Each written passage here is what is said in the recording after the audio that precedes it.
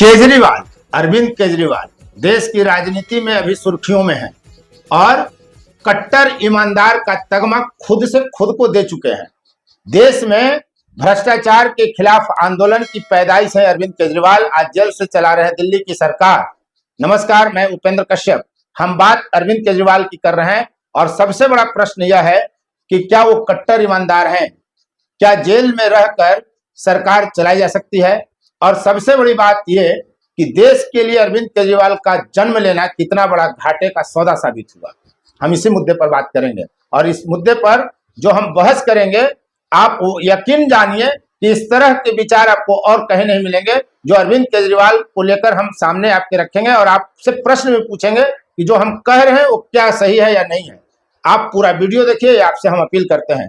अभय जी, कट्टर ईमानदार आज जेल में है और दुर्भाग्य देखिए कि शीला दीक्षित को, राहुल गांधी को, तमाम सत्ताधारी तत्कालीन नेताओं को जेल में भेज देने की बात करने वाले केजरीवाल, जो लिस्ट जारी करते थे लंबा लंबा और कहते थे कि आरोप किसी पर लगे तो पहले जांच होनी चाहिए, कुर्सी उसे तुरंत छोड़नी चाहिए, अब कह रहे हैं कि हम जेल से चलाएंगे। क्या इसका पड़ेगा असर? भारत की राजनीति तो बर्बाद हो जाएगी। अरविंद केजरीवाल जेल से सरकार चलाएंगे, लेकिन जेल में जो भेजने का समय है, चुनाव के समय भी क्यों मतलब भेजा गया? सवाल अरविंद केजरीवाल के दल का और उनके समर्थकों का यही है कि अरविंद केजरीवाल ईमानदार हैं, लेकिन जो भेजने का समय हो रहा है, जो भेजा जा रहा है, उनको जेल में भेजने का जो काम किया गया, वह चुनाव में ही क्यों? प्रश्न यह है कि ये तो कभी भी सवाल उठाया जा सकता है। चुनाव तो आ गए है, हर साल देश में चुनाव है। अगर पहले जाते तो कहते कि 5 प्रदेशों में चुनाव है इसलिए ये कर रहे हैं। दूसरी बात है कि आपको 9 बार सम्मन दिया गया, आप जवाब देने के लिए तैयार नहीं है। अरविंद केजरीवाल ने जो खड़ा किया स्टैंड, उससे कोई भी व्यक्ति किसी भी अब आंदोलनकारी पर और नेता पर भरोसा नहीं करेगा। आप जेल से कैसे चला सकते हैं? आप नैतिकता और शुचिता की बात करते हैं। राजनीति में जो भी बचा हुआ है, थोड़ी सी भी नैतिकता बची हुई थी और शुचिता, उसको तो अरविंद केजरीवाल खत्म कर रहे हैं। और चुनाव के समय क्या होता है, आपके खिलाफ पिछले 3-4 महीना से सम्मन जा रहा है तो आप जवाब नहीं दे रहे हैं।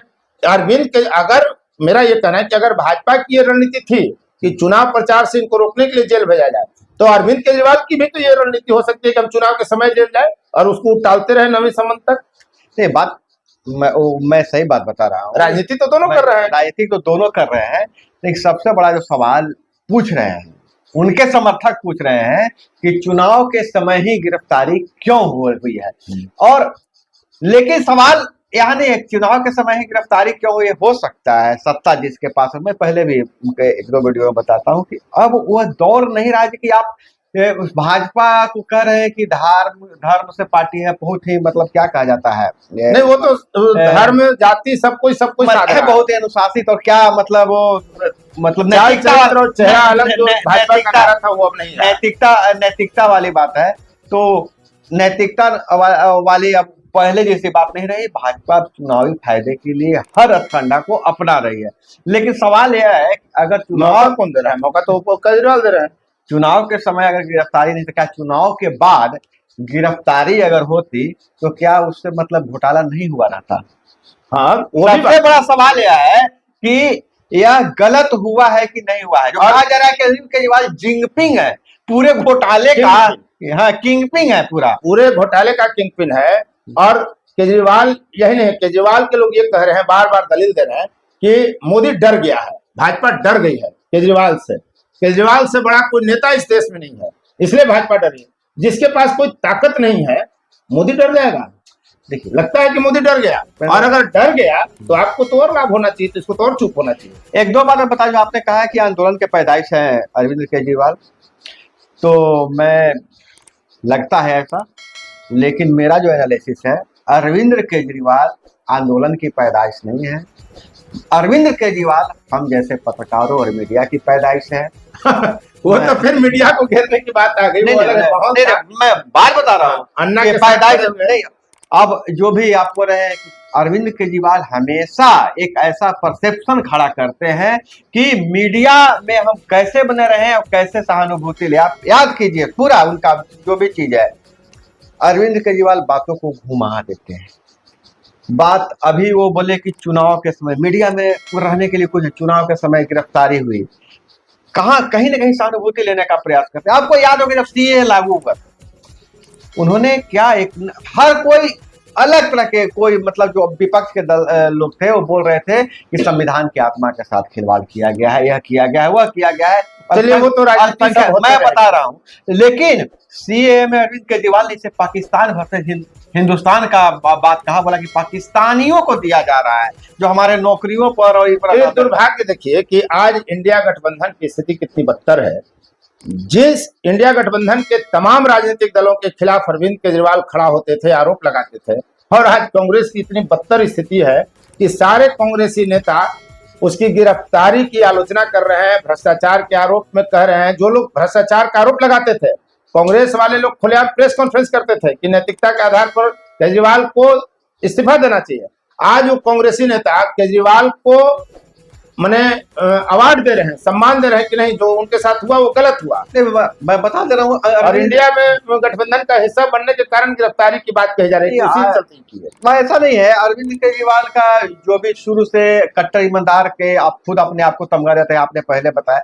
अरविंद केजरीवाल जब भी आए, जब से सत्ता में एक नई तरह की राजनीति की शुरुआत की, जहां खुद को कैसे मतलब स्थापित किया जाए। और दूसरे सबसे पहला बात, जब आप पूरे सफर देख लीजिए 1 मिनट में हो जाएगा।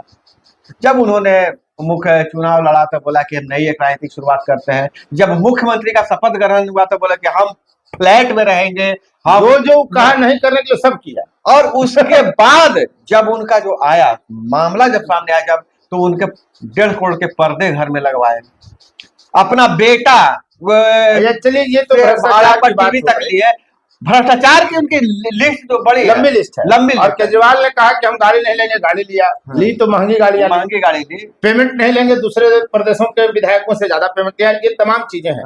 हमारा एक जो मूल प्रश्न यह है कि अरविंद केजरीवाल का जो उभार हुआ अन्ना हजारे के आंदोलन के समय से, और अब जो उस व्यक्ति का व्यक्तिगत पतन हो रहा है, उसका भारत की राजनीति पर कितना बुरा प्रभाव पड़ेगा। क्या कल गए अन्ना हजारे को तो छोड़ दीजिए, अगर फिर से गांधी पैदा ले लें, जयप्रकाश नारायण पैदा ले लें और अन्ना हजारे पैदा ले लें, अगर ब्रह्मा विष्णु महेश इन तीनों को मान लें, राजनीति के संदर्भ में, धर्म के संदर्भ में मत जुड़िए इसे, तो अगर कल गए ब्रह्मा विष्णु महेश भी अगर बैठ जाए दिल्ली में भारत की सुधार के लिए, देश के विकास के लिए, देश से भ्रष्टाचार खत्म करने के लिए किसी मुद्दे को लेकर, तो क्या जनता विश्वास करेगी? वो तो कहेगी कि अरे लगता है कि तीनों में से कोई ना कोई एगो यार केजरीवाल बाद में बनेगा। जनता ठगी गई है, ठगी गई तो अब विश्वास करेगी, खासकर अभी 1-2 पीढ़ी। जनता विश्वास नहीं करी, जनता ठगी गई है। और अन्ना हजारे के आंदोलन से लेकर जो अन्ना हजारे का आंदोलन सफल होना, इसमें सब अपनी रोटी सेक रहे थे।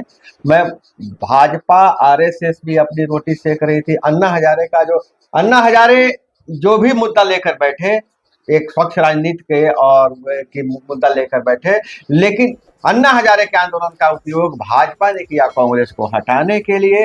लेकिन अन्ना हजारे नहीं जानते थे कि सबसे बड़ा नटवर लाल, वो तो बोले भी अन्ना हजारे। हाँ। और हमारी बात दिल्ली के लोगों से हुई, साथियों से, वहां ये कहा जा रहा है, मैंने जो कमेंट है, ये मेरी व्यक्तिगत राय नहीं है।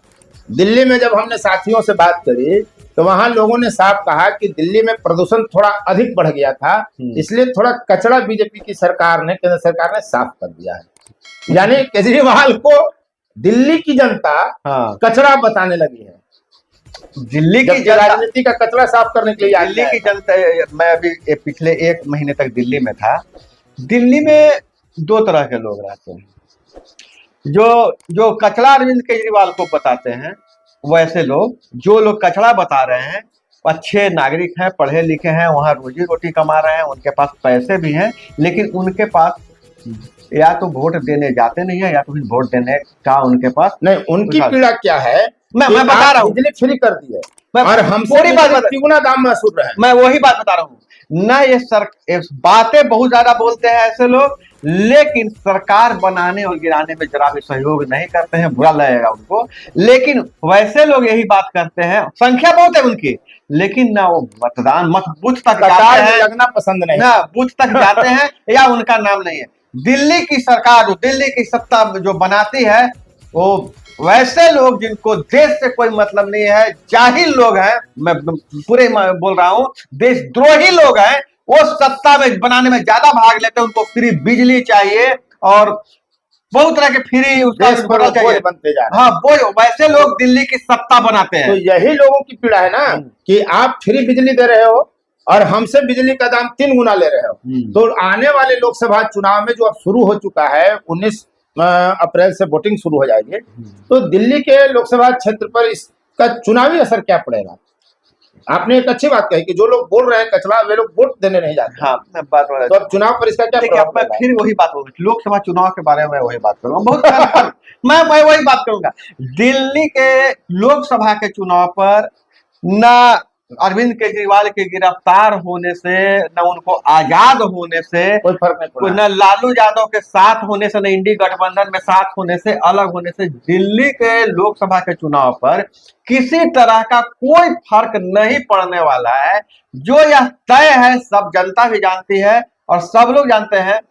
जो मतलब ये भी कहें, मतलब विपक्ष में जो लोग हैं ना, वह भी जान रहे हैं, जनता भी, समर्थक भी जान रहे हैं कि आएगा तो आगे की बात जनता पूरी कर देगी।